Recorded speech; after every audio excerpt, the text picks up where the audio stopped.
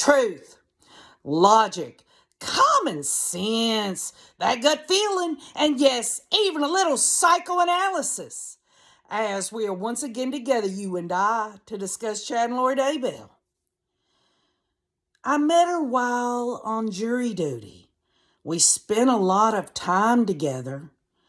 Each day I got to know her better. And she smiled at me and I gave a wave. The judge then ordered I behave. The foreman said, "You gotta end it. You cannot flirt with the defendant." I had a crush.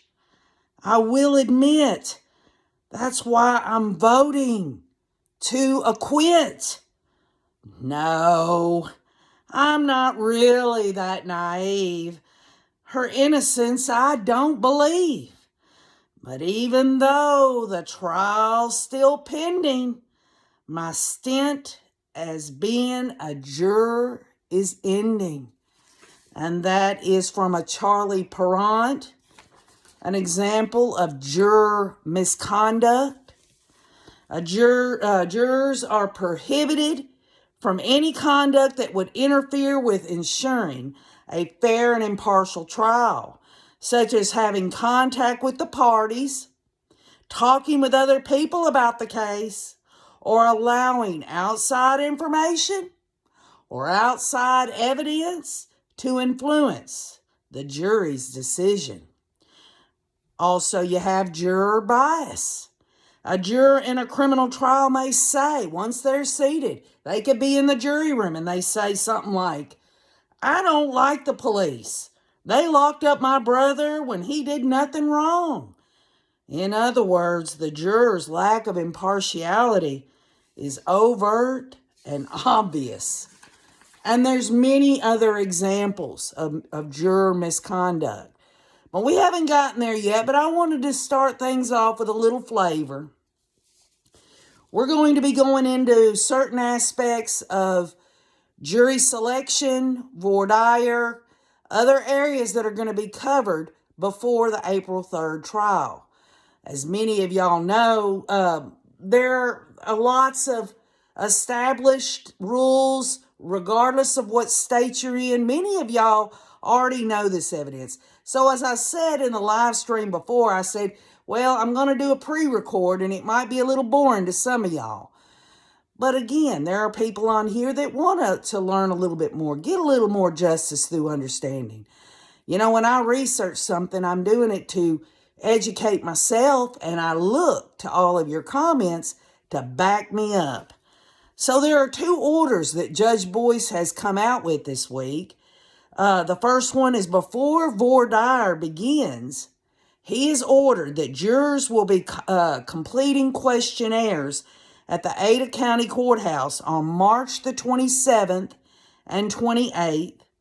And just remember, there's a transport order for Lori to be at the Ada County Jail, getting all settled in by March the 25th. But his order goes on to say only counsel and the defendant, Lori, will be permitted to observe the jury questionnaire, them filling it out, and all of this stuff. So we're going to go over that very briefly because a lot of y'all, and including myself before I really looked into it, thought they're going to be asking some really interesting questions on this jury questionnaire. But you're going to see that it's a little different than that. Now, I also want to go over the second order that Judge Boyce has come out with.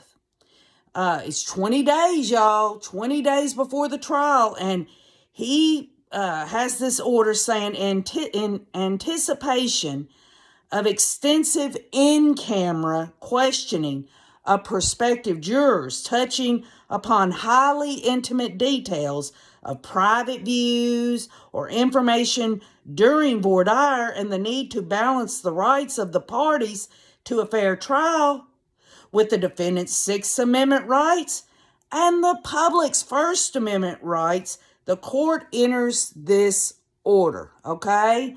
So what we mean by in camera is these things are not going to be broadcast.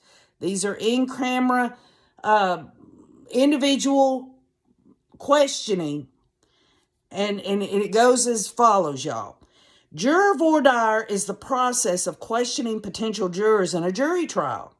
In Idaho, the Constitution and the Idaho Code Section 19-5306 establish certain rights of crime victims, y'all, crime victims, including their right to be present at all criminal justice proceedings. We're talking about Larry and Kay Woodcock, any of the other victims' family members. That's what they're talking about.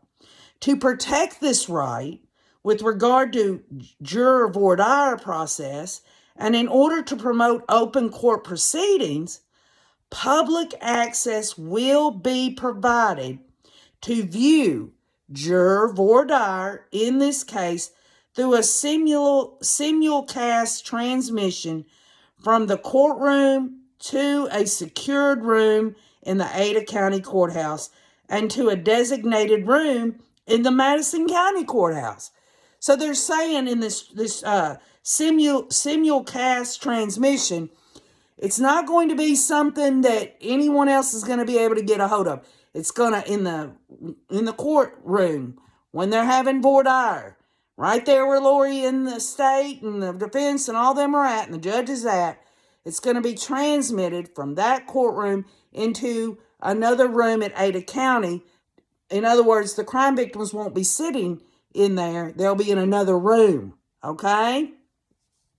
And it makes sense, really, because if you had the victim's family members sitting in there during voir dire, and you got these people who's been called in, and they're probably nervous anyway, they're going to be like, they're the victim's family members.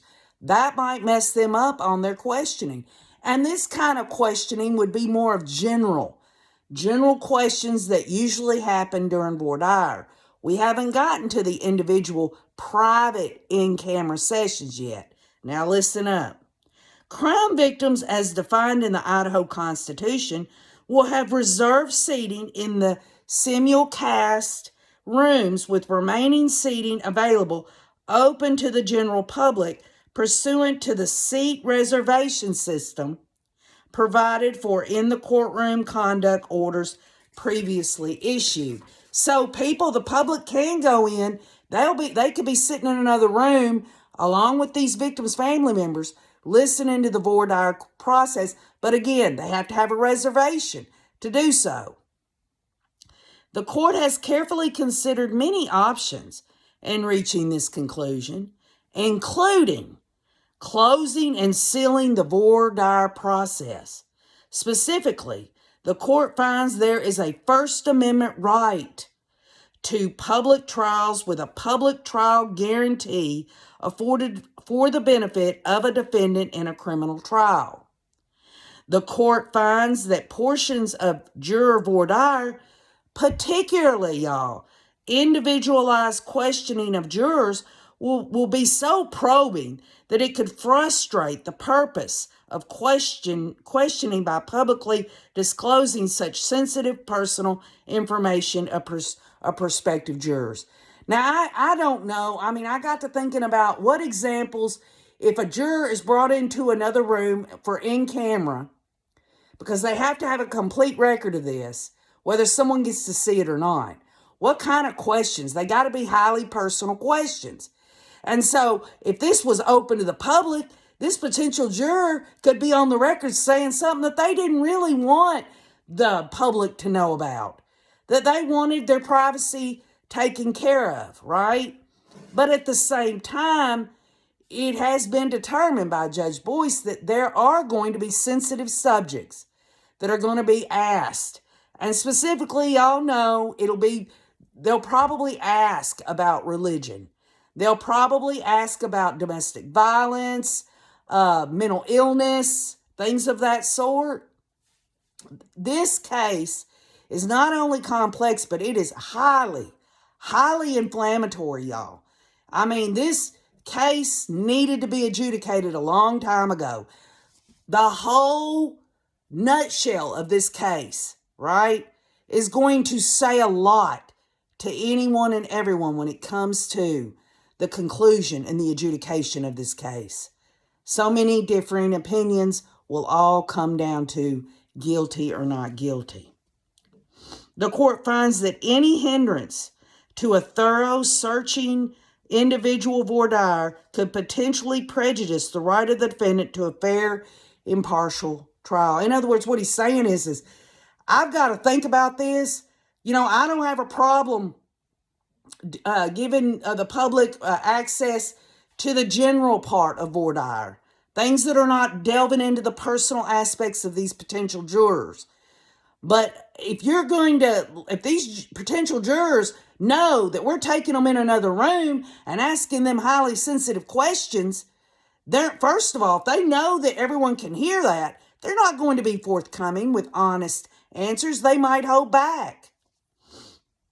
The court finds that making available for victims and the public a means to observe those portions of voir dire that are not appropriate to close is an important right to protect. Again, that is the general nature, things that anyone would be asked, generally speaking, in voir dire. The judge is saying, well, I see that the public has a right for that. And many of us, including myself, we've actually saw court proceedings, public live stream proceedings, where they were doing voir dire publicly, where people could see that. The court has considered the competing rights of a defendant to a fair trial through the jury selection process, the rights of the victims to observe criminal proceedings, and the rights of the public to attend criminal trials can be balanced by providing the victims and general public access to the simulcast rooms to observe all portions of voir dire that are not individualized questioning of prospective jurors. Accordingly, the court finds that this arrangement to allow open and public access by allowing victims and the public to observe from the simulcast rooms is the least restrictive means to promote with efficiency. A thorough and searching inquiry of prospective jurors will not stifle honest responses in order to select a fair and impartial jury. The court finds that this arrangement protects and balances the rights of the jurors to retain their privacy interests, the right of the defendant to a fair trial, and the rights of victims and the public to be present at criminal trial proceedings. There shall be no video transmission of prospective jurors, and any portion of questioning that is appropriate to conduct in camera, in other words, privately, will not be transmitted through the simulcast to an additional room in Ada County. So he's made himself clear. He's trying to look at the least restrictive means. I totally get if the judge is going to rule, yes, defense and state, y'all can ask these private personal questions individually to these individual prospective jurors. I get that. I'm all for that. But the voir dire process, in a general sense, he's also allowed for that to happen. And that's important to see the whole process. Obviously, many of y'all would say, well, that isn't the whole process, KJ, because they're not going to allow us to see the individual being asked these personal questions. Well, how would you feel if you were a prospective juror and they asked you something very personal and it was released to the public? You see, I get that. That's absolutely common sense. But that's how this trial process is going to be adjudicated up to day one of the trial in terms of picking a jury. So there you go. Now let's get to it. In terms of the jury questionnaire, he says the 27th and 28th of this month, they're going to be there. These prospective jurors, obviously, they've already been notified through the mail service. So they're going to show up at Ada County, and there's different groups of them. It ain't just one big group. They're all going to be told. The first group, maybe the second group will go later on in the afternoon or the next day. We're not sure how they've got that scheduled out. But the jury questionnaire is pretty cut and dry, y'all. They're going to come in there to Ada County Courthouse. I've got a copy of the jury qualification questionnaire for Ada County, Idaho, okay?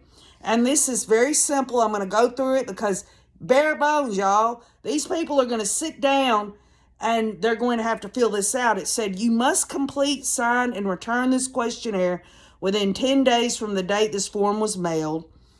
And a lot of them have, but a lot of them have been called to jury duty, have not filled out the questionnaire. So they're going to be probably reaching the ones that haven't done this yet.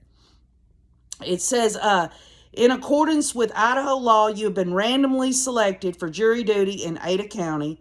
Your participation is vital and your contribution to this important process is appreciated. Idaho law provides that any prospective juror who fails to return this completed qualification questionnaire form as instructed shall be directed to appear before the clerk or the jury commissioner to complete the qualification questionnaire form.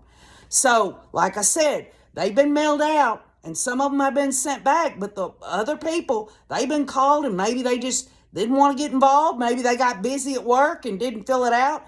They know they better show up so that they can complete the process of the jury questionnaire.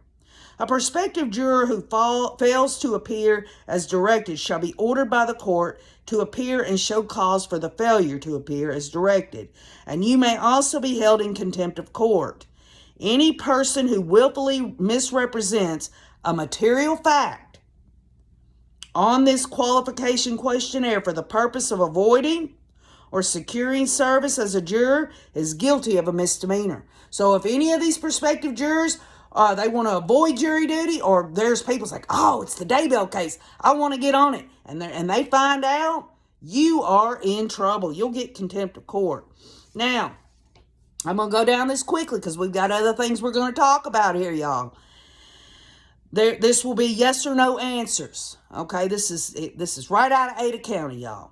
I'm 70 years of age or older and wish to be permanently excused from jury duty. That's a question. Are you at least 18 years of age? That's a question. Are you a citizen of the United States? Are you a resident of Ada County? Do you read and understand the English language? Have you ever been convicted of a felony? Are you currently on felony probation or parole? And then they ask the crime or a when and where. And then they ask for all this personal information, y'all. They ask your first, middle, and last name, your mailing address, your street address. And then they ask, what is the one-way mileage from your home to the courthouse? So because that's got to do with them, they're going to have to pay these people. You'll see what I'm talking about. Their home phone number, their cell phone number, their gender. I mean, there you go. Their email address, their driver's license number, their years of education, employer, and where they're employed in terms of city, their occupation, marital status, number of children, the ages of the children, spouse's employer, spouse's occupation. Have you or your family members ever been a party to a lawsuit?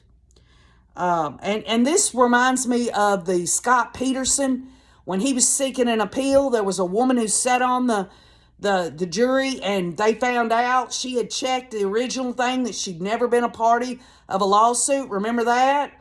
And they were trying to get an appeal for him because they said she lied.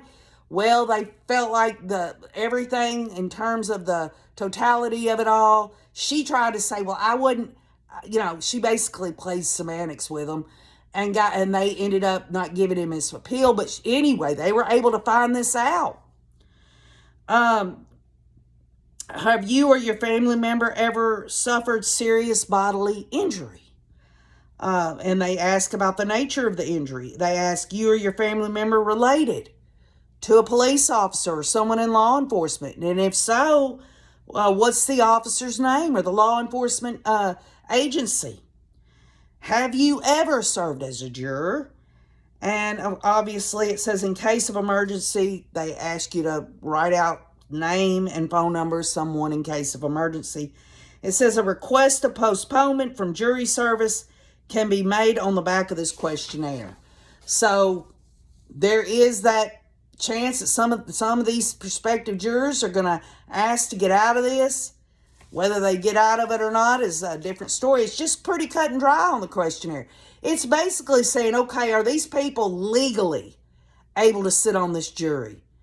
And, you know, they list out all that, basically. So, I want to go over with y'all a few things about jury service. And many of y'all already understand this stuff. But you know what? It doesn't hurt for us to reemphasize this, get this in the forefront. We've got all this coming up. There are some on here that want to be educated a little bit more. I know I had to learn a lot. We watched these court cases unfold, you know, on the live streams and all this, and we think we pretty well got it down packed. But when we're talking about Idaho, there might be some little distinctions there. We'll just have to wait and see. Now, this comes out of the Idaho Jury Service Manual. It says, you've been summoned to render important service as a juror. You will now, as a juror, and this is after they have been chosen, y'all, serve as an officer of the court along with the attorneys and judges. As a juror, you're part of the judicial system of our state. Trial by jury has long been one of the cornerstones of judicial administration. The right has survived through the centuries as a vigorous and necessary force in the lives of free men and women. The decision of the jury affects the property rights and even the life and liberty of those whose cases come before it. One chosen for jury service should take pride in performing this most important duty.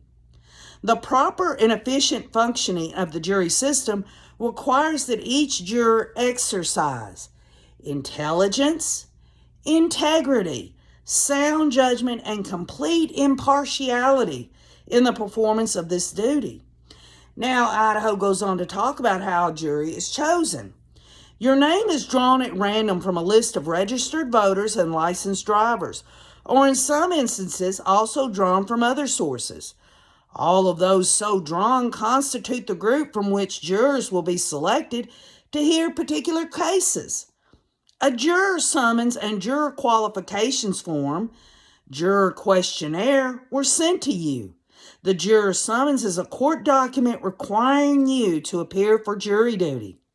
The juror qualification form or jury questionnaire asks questions to determine if you are legally qualified to serve on a jury. In addition, this information will help the judge and attorneys determine your fairness and ability to sit as a juror on a particular case. As a prospective juror, you'll be questioned under oath by the judge and the attorneys. This series of questions is called voir dire. The judge and attorneys need to determine whether any of you has any information concerning the case or any opinions or attitudes which either of the attorneys believe may cause you to favor or disfavor some part of the evidence or one party or the other. Some of the questions are personal, but they are not intended to embarrass you. They're asked in order to determine if there is any reason you should not sit on the case. Jurors may be excused for legal cause, such as a personal or financial relationship with a party to the action. Additionally, each attorney may excuse a limited number of jurors, by which are called preemptory challenges. In other words, they're going to have strikes. The state's going to have I don't know if it's 2 or 3. I know it's at least 2. They're going to be able to strike these jurors. Say the defense attorney, Archie there, wants this juror. The state might say, nope, I ain't gonna have it because I know what you're up to, Archie. And defense might strike one of the states saying, no, we know why you want that one. And when they run out of strikes, they're just shit out of luck either side. After the jury has been selected, the jurors will be asked to swear or affirm that they will render a true verdict according to the law and the evidence. Once the jury has been sworn, the judge will give instructions about how the trial will be conducted and how the jury is to carry out its responsibilities. And we kind of went into that a little bit on the last live stream about the Idaho criminal jury instructions. We'll go more into that as the trial gets nearer, y'all. I'm going to try to get us beefed up and ready to go. Like I said, I know many of y'all already know this stuff, but again, we want the full meal deal. We want justice through understanding, whatever that means to you. Your duty as a juror is to listen to the judge, witness, and attorneys, to deliberate calmly and fairly, and to decide intelligently and justly. Your decision must be made upon the evidence presented in the court. Okay? That goes without saying. Just think of what these jurors are going to be listening to, y'all. Just think of all of this. Think about all this disturbing stuff that they're going to have to hear. Think about the pictures they're going to have to see. It's disturbing. It really is. Now, did y'all know in Idaho there are juror rights? Once you become a juror, every juror should be randomly called in for jury service, free from discrimination on the basis of race, ethnicity, gender, age, religion, economic status, or physical disability. In a juror's rights, they should be treated with courtesy and respect at all times, be allowed to express concerns, complaints, and recommendations to court personnel, to be informed about the trial schedule and be informed of the trial process and of the applicable law. So that is your juror rights. These are things they're going to make clear to these jurors. Hey, you've got these rights. Now we get to this part of discussion of the trial with these juror members. Jurors may not discuss the case with anyone during the course of the trial. This includes discussions with fellow jurors until such time as jury deliberations commence. When the trial is over, the juror may discuss it with others, or they might just decide to stay silent when they're deliberating. So many of us know this. You see it all the time. The judge says, don't talk about this when they go back for their break or their lunch break, or they're being released after the end of the day. They're not supposed to say they're leaving the courthouse after a day and they are walking with another juror. They can't talk to them about any of it. Not even their opinions about, this is a long day or anything. Also, in terms of a juror, news, television, and radio reports, we know where that's going. Jurors are not allowed to read, watch, or listen to media stories relating to the trial to which they are assigned. And I often wonder, do they really keep to that? Do they really, when they go home, if they're not sequestered, do they really not look at anything? Who could prove that, right? I guess it comes back to this whole idea of integrity, huh? Note taking. Now, in the Alex Murdaugh trial, they wouldn't allow the jurors to do any note taking during the trial. It says a judge will allow jurors to take notes. These Ada County, Idaho jurors, they can take notes during the trial. There's a difference there, y'all. There are breaks. Jurors are given lunch breaks and may be given other breaks during a trial. If a juror needs a break for some other reason, the juror should inform the bailiff by a hand signal. These requests should only be made if they are absolutely essential, so as not to disrupt the proceedings. Also, in terms of a juror, it is important that jurors report when they are required to and are prompt. Absences may delay or even jeopardize a trial. If jurors are faced with an emergency such as sudden illness or death in the family, they should follow the instructions that they were given by the court. If they are unable to do so, they should contact the bailiff or jury commissioner. Also, you have the juror's oath. The oath administered to jurors shall be substantially as follows. Here it goes, y'all. Do you solemnly swear or affirm that you will well and truly try the case at issue and a true verdict render according to the law and evidence? When members of the jury affirmatively answer this oath, they become judges of every question of fact in the case and are part of the legal process for determining the truth or the falseness of claims that are made by the respective parties. They are duty-bound to act fairly and impartially and are no longer free to act upon their feelings or emotions, but only on reasoned judgment and under instructions of the judge. The juror needs to understand upholding the laws. The oath taken by judge and juror alike requires each of them to accept and apply the law as it is. A juror may not disregard the law because the juror thinks that the law should be otherwise. Laws are made, repealed, or changed by those who are elected to make laws. Judges and jurors do not make the laws. They only apply them and must be careful not to usurp the power which does not belong to them.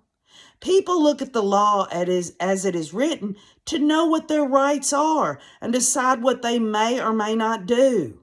Such people should not be expected to guess whether a court or jury will uphold the law. That is a sworn duty.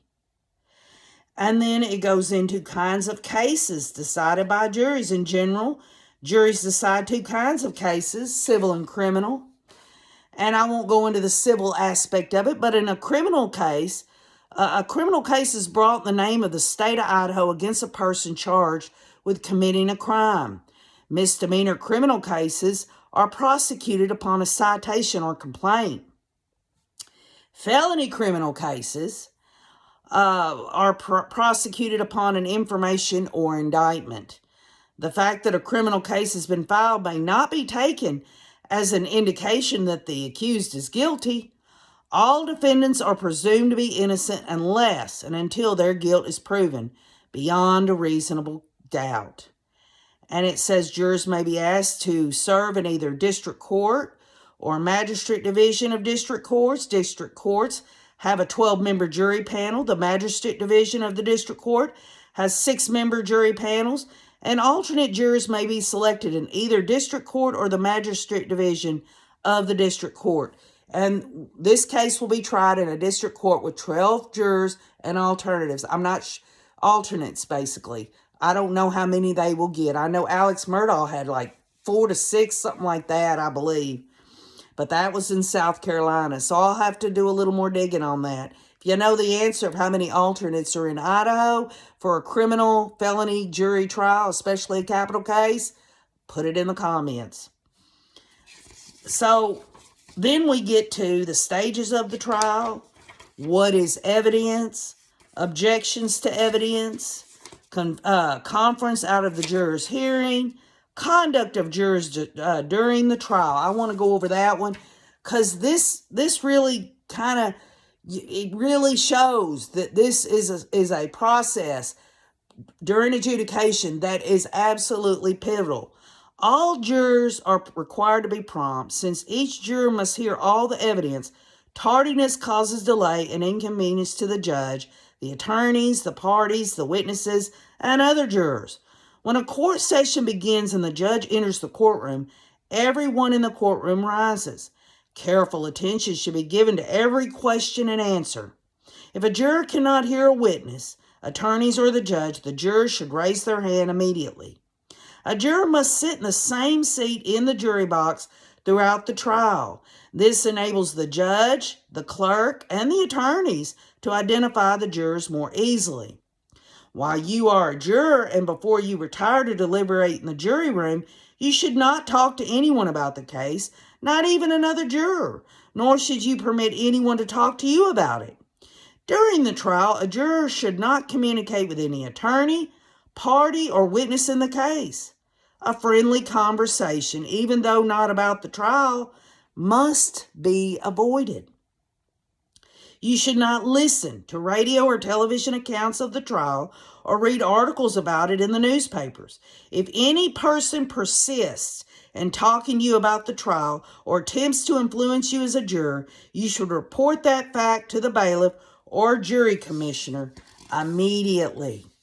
Those involved in a lawsuit have spent considerable time preparing for the trial, and this isn't a lawsuit, this is a criminal case, but you could look at this and say the prosecution and the defense have spent a lot of time getting ready for this trial. Jurors must be patient and careful not to form any conclusions until they have heard all the evidence, closing arguments, and the instructions of the court on the law. Only in rare cases are members of the jury kept away from their homes continuously during trial, and we know there will not be any sequestration. A juror can leave to have lunch and go home at night, but cannot discuss the case with anyone, even with a member of your family. If someone tries to talk to a juror about the case, the juror must prevent it. In rare instances, a jury may be sequestered during the trial itself, and it goes into all of that, which is a non-issue in this case. In deciding a case, jurors are expected to bring to bear all the experience, common sense, and common knowledge they possess. But they're not to rely on any private source of information. If a juror learns of something that the judge should be aware of, the juror should write a note to the judge and give it to the bailiff or the jury commissioner. Failure to follow these guidelines may cause a mistrial, in which the case and the entire proceedings will have to begin again and with a new jury. In addition to the judge, you will notice other personnel serving in connection with the court. The court reporter makes a record of the testimony, which can be typed up later if necessary. The bailiff enforces order in the courtroom and cares for the needs of the jury. And the court clerk keeps all the documents and exhibits pertaining to the case. And it goes on to talk about conduct during their deliberations. I don't want to put the horse before the cart. Emergencies, causes for a mistrial, their exit questionnaire. They're not going to be asking specific stuff about this case. They'll be saying, what about your experience? Is there something we can do better for the jurors, for future jurors? And then they go into all of the terms that a lot of these jurors will hear in court and their meaning. We won't go over that. But what I do want to go into, because I put on the community wall, and I've gotten a couple of answers so far, and I hope you'll go there and share your answer and listen to some of the other rays on here and what they think is, what would be a jury of Lori's peers? Huh? What would the defense want for Lori in terms of a sitting jury? Or how about the state? What do they think that is Lori's jury of her peers? Huh? Well, I got to thinking about it, and I'm like, well, let's look. Let's look and see if we can find some expertise, insight. And I went to a good source, the American Bar Association. And I wanted to read this. It's not very long, but I think it's very insightful. Because again, y'all, they've got jury questionnaires and selection and voir dire coming up. And if we had this knowledge in us now, even though we're not going to be able to be there and take part in it, we're going to know what's going on, okay? So how does the state determine who they want on the jury? Or the defense? What does Archie want, huh? So here we go. For both prosecution and defense attorneys, voir dire can work to identify jurors who can be fair and impartial rather than unfair and biased. Jeffrey T. Frederick, director of the Jury Research Services National Legal Research Group in Charlottesville, Virginia, spoke about selecting a jury and engaging jurors in the process during the program Mastering Voir Dire and Jury Selection. Moderating the program with attorney Alan Olson of the Olson Law Group, Olson also serves as a budget officer for the ABA, the American Bar Association Solo Small Firm and General Practice Division, which sponsored the program. Frederick has written extensively on jury selection, including 3 books on the topic.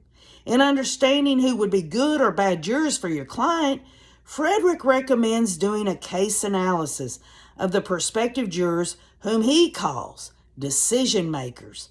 That analysis involves 3 main components. And let me just say this is the American Bar Association, but they have these organizations out here that you can pay money to that will help you say Archie, if he had the money, I don't know, I doubt he does, but say he needed someone to help him with jury process. Hey, I need your expertise to come in here while we got all these people in here and we're asking them questions. We're going to take them off into another room. What kind of questions should I ask? Who should I be looking for? Should I be looking for women, men? They're not going to say that. They're going to, this is strategy. But there's three main components, according to this Frederick, of the American Bar Association. And one is the background of the prospective juror. What backgrounds do jurors have?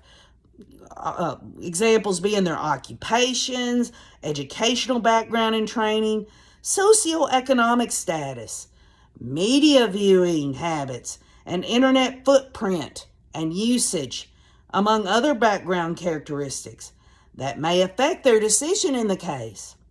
Number two, a prospective juror's experiences. What experiences do jurors bring to the case? Example being a victim of a crime or involvement in prior lawsuits that can affect how they view the case, the evidence, witnesses, and parties. Another component is opinions, beliefs, and values. And I believe this is a very important one. I believe the opinions, beliefs, and values will be bared out more, fleshed out more in these in-camera individual voir dire little sessions that no one gets to hear, the private stuff. These are the most important things to know about jurors because they will serve as the framework or filter through which the jurors will view the case. So that makes all the sense in the world. Our opinions, our beliefs, whether they're religious beliefs or political beliefs or social beliefs or whatever they are, and the values that we hold dear, those are things ingrained in us, and it's our lens for how we we view things through, anything in our life. A lot of times we don't stop to think about that, but if you really think about it, when there's a decision or opinion that you need to form, you fall back on what? What you believe, what's inside of you that's the standard that you embrace. So that's important. You're looking for people who need to be removed from the jury pool, says this expert in jury selection. It's not about, hey, who can we find that's going to be, Archie, I need to find someone who's going to be sympathetic to Lori. It's not about that. It's about getting them out of there. Anyone that Archie or the state feels needs to be taken out. And your questions should be designed, the questions that Archie or the state has should be designed to uncover those who should be removed. So that answers that question when it comes to jury selection from an expert, the American Bar Association. Hey, when you go into this voir dire process, you're not in there trying to snatch up people that you think's going to be, someone that's going to be good for your client. You're trying to get the ones that you know are not going to be good for your client. Frederick provides 11 tips on how to effectively conduct voir dire to get these people out of there. All right? Hear me out now. This is interesting. Adopt the proper orientation. And when he talks about this tip, orientation is when the defense attorney first gets in there and he has to orient everyone, who he is, who Lindsay Blake is, whoever. They got an orientation. Y'all know what an orientation is. It's being introduced. Approach your voir dire questioning as a conversation, not a job interview. Be confident. Reinforce juror participation and listen to jurors to yield the best results. So they don't want them to go in there and whether it's the state or the defense, to go in there and say, something that sounds like, are you going to sit on this jury? What qualifications do you have? Blah, blah, blah. They want them to go in there that will put these prospective jurors at ease because they're talking with them conversationally. That's enough to bring someone's nervousness down. They might be intimidated. They themselves don't know whether they're going to be picked or not. Hopefully, they're not in the back of their mind going, pick me, pick me, pick me. or get me the hell out of here. You know what I mean? Number 2, set the stage for jurors, says this expert on jury selection. Explain the process, stressing honesty and candor, and helping jurors acknowledge the filters and biases we all possess. And that's going to be kind of hard to do, to acknowledge the filter, get them to understand, hey, as a prospective juror, you need to understand that there are biases that we all possess. That's going to almost seem like they're I don't know, gaslighting them to some degree. So I don't know if maybe I'm misreading that, but it just seems like, hey, let the jurors know that there are biases, that if you feel like you've got that, and you could see this juror, thinking, do I have this or not? Get them talking. Successful voir dire requires that jurors talk and not just listen to the attorneys talk at them. Using techniques such as the initial background summary, where all jurors answer 3 to 5 basic background questions, and having all jurors raise their hands will increase participation by jurors at the start of voir dire. Now, here's some techniques when they get this general, the one that the public and the victim's family members who will be off in that other room listening to the transmission. This will not be the private ones, but they're going to ask, the state and the defense are going to ask open-ended questions. Open-ended questions like why and what are your views on? Provide more information than closed-ended questions. In other words, do you agree, prospective juror? Do you disagree? Or I need a yes or no answer to this question. Don't do it. Make them open-ended. You'll want the prospective juror to talk so that they can feel them out. Avoid the socially desirable response bias. Now, what's that? Questions that include phrases that trigger the looking good response from jurors. Example, fair and impartial, or bias or prejudice, should be avoided where possible, because those phrases inhibit, it bars it keeps it from happening. What? Honest and candid answers. So avoid socially desirable response bias. In other words, don't use terms like prejudice or looking, we're going to say something to you that's going to make you look good. You see what I'm saying? Focus on difficulty versus ability when you're trying to pick a jury member.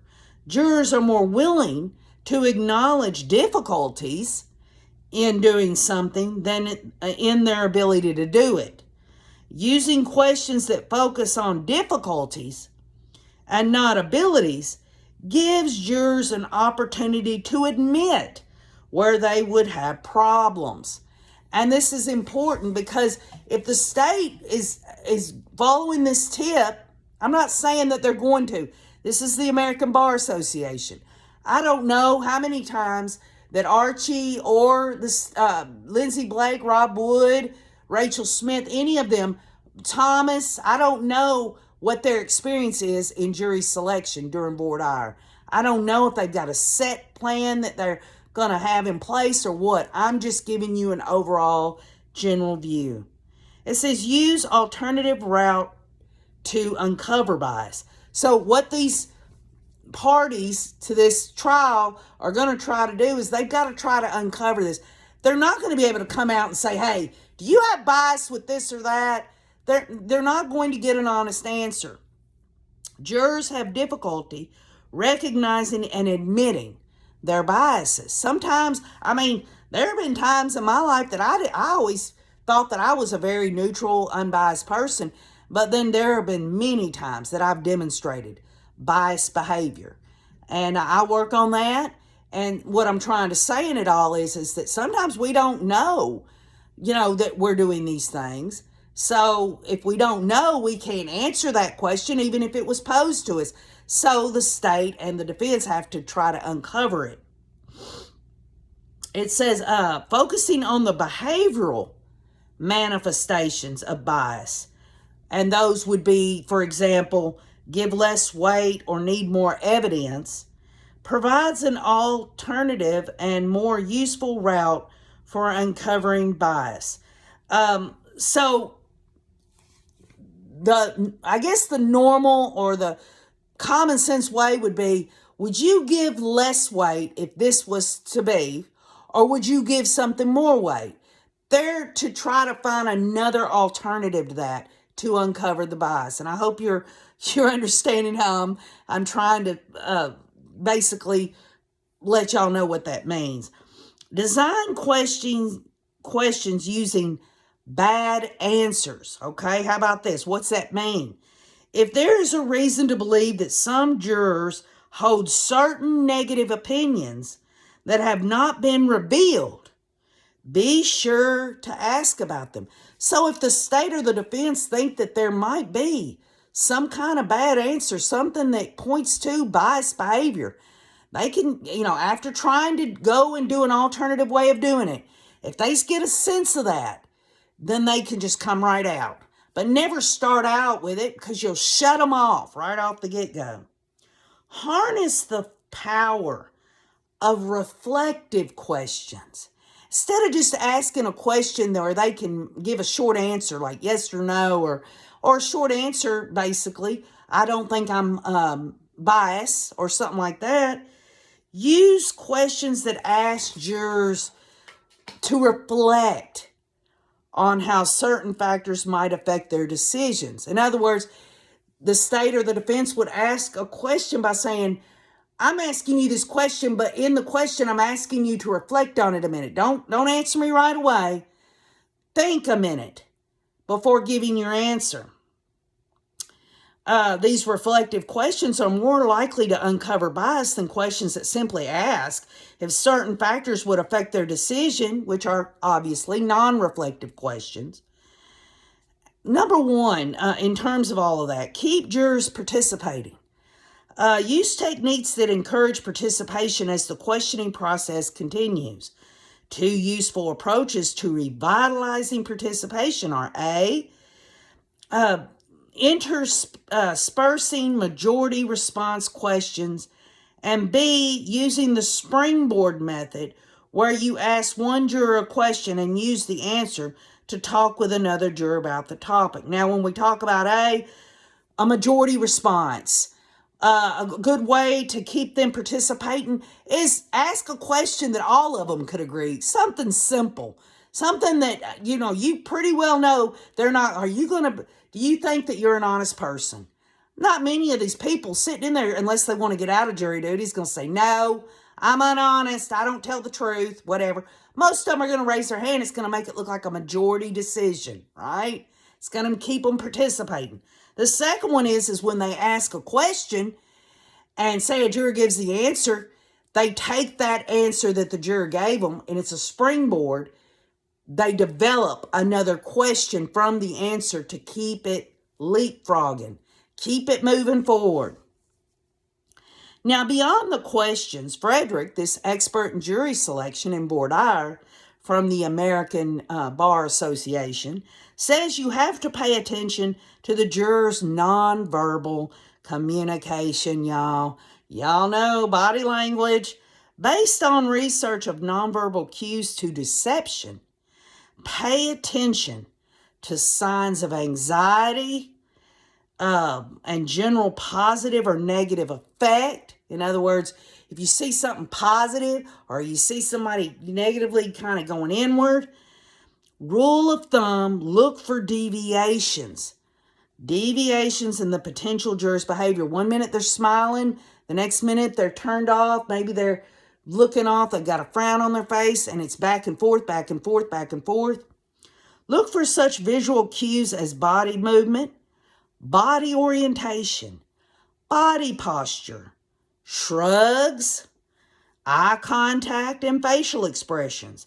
Also look for auditory cues, including voice pitch, tone, vocal hesitancy, and word choice. There's so much. If someone's using more of a stern, sharp voice, it's different than somebody who's kind of meek, and maybe that's their nature. And maybe through remember earlier it said deviation. If this person's constantly got a soft voice, and there's no deviant behaviors or anything like that going on in terms of them trying to deviate from the questions being asked. Another key to look for is leadership and group dynamics. 4 persons tend to be drawn from higher status occupations, those with prior jury service, those with relevant experience, those with leadership experience, those who exhibit stronger responses during voir dire, and those who blog or maintain online personal journals.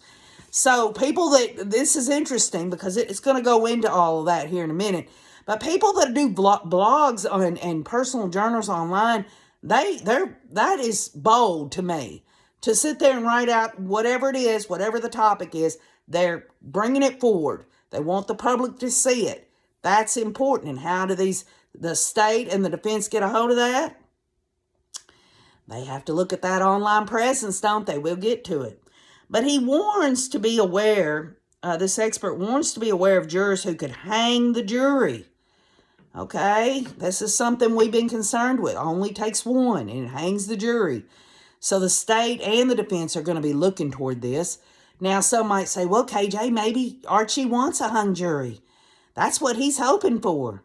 Well, I don't know if, I can't get into Archie's mind. I guess that's better than conviction, right?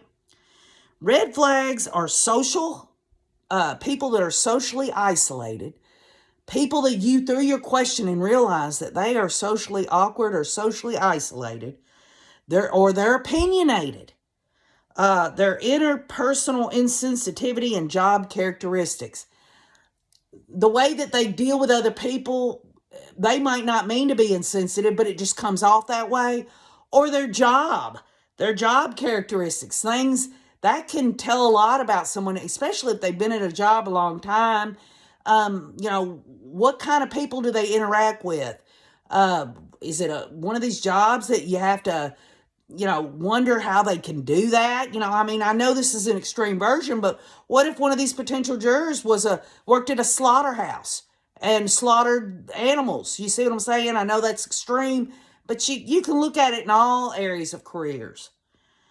Jurors with jobs characterized by independence and self-reliance in decision-making are less likely to be influenced by other jurors. So these ones that have their own business, people that make their own decisions, in their career and stuff, they're not going to be the one that's going to be the follower. They're going to, they say there's leaders and there's followers.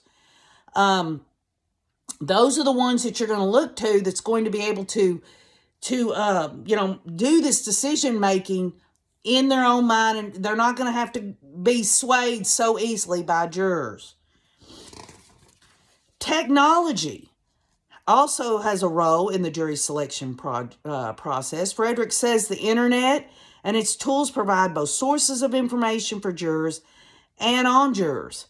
He says attorneys or paralegals, trial consultants, etc., need to conduct internet searches on potential jurors. There's a lot to be gained from such searches, and all parties are moving toward making this a common practice. However, properly conducting these searches, while seemingly simple, is more challenging than simply doing a search through the Facebook search toolbar. Attorneys also need to scrape, basically copy and paste comments, replies, emotional reactions posted to media stories relevant to the case and relevant entities, because these actions will not show up on searches through search engines or on Facebook searches. So what they're saying is when they go to look for these, whether these jurors have been talking about this, whether they can catch them in a lie, we ain't heard nothing about it, or whatever, what they're doing is they're putting in copy paste. They're trying to see if, and then they put the person's name in, seeing if they're commenting on all of this. Again, I've said before, just because someone has been online commenting or seen it or whatever, doesn't mean that they're not qualified to sit on a jury. What happens, though, is if they're caught saying, I don't comment, or I don't know much about it, or I haven't done this, They get caught, they'll get disqualified. There's often a limited amount of time to conduct the searches themselves. The jury list may not be available more than a few days before trial, and in some cases is only available when voir dire begins. This can put quite a burden on attorneys who are preparing for trial. Frederick says, despite the challenges, he says there's often valuable information to be gained by such internet searches. Combining this with limited voir dire conditions and the potential for some jurors to not answer candidly during voir dire, internet social media searches are becoming a necessary fact of life in contemporary litigation. And so you can be damn sure that it's at least they're going to be searched online. Whether they're going to have enough manpower, whether the state or the defense to really delve into it further, to look and see if they're commenting more, whether they're on Facebook, whether they're on YouTube, whether they're on these social media platforms. They type in the Lori and Chad Daybell case or Doomsday Mother or, whatever in terms of this case, and then they put the person's name in, shit pops up. And they can catch them in a lot of stuff. Again, this is all about voir dire as well as the questionnaire. The questionnaire is cut and dry on their information. So I don't see any lying or not being candid or honest in any of that. But when they get to this voir dire stuff, they have to answer those questions under oath too. So this is going to be a very strenuous situation. There are going to be many, many people that are going to be weeded through. We're going to get more information on how many actual prospective jurors are going through this voir dire process. As y'all recall, when I released that video, when Wayne and I went to Ada County Courthouse, it showed a sign in there showing thousands upon thousands. I think it was 60,000 plus potential jurors in the pool in Ada County. Hence, from Fremont County, a change of venue. They knew that this would be a better way to conduct the trial. So, leave your comments. Let me know. Let me know, who do you think the state's going to be looking for in terms of a potential juror? Or Archie and Thomas. Who are they going to want to sit on this jury? And you don't have to put it in these comments. I hope you will. Go on the community wall. And the other fellow Rays on here, they've got their answers too. Let's all get justice through understanding. If you have any questions, put them in the comments. I don't know that I'll have the answers, but I guarantee you, one of the Rays on here has it. I love you all. We'll get back together soon. And keep on looking.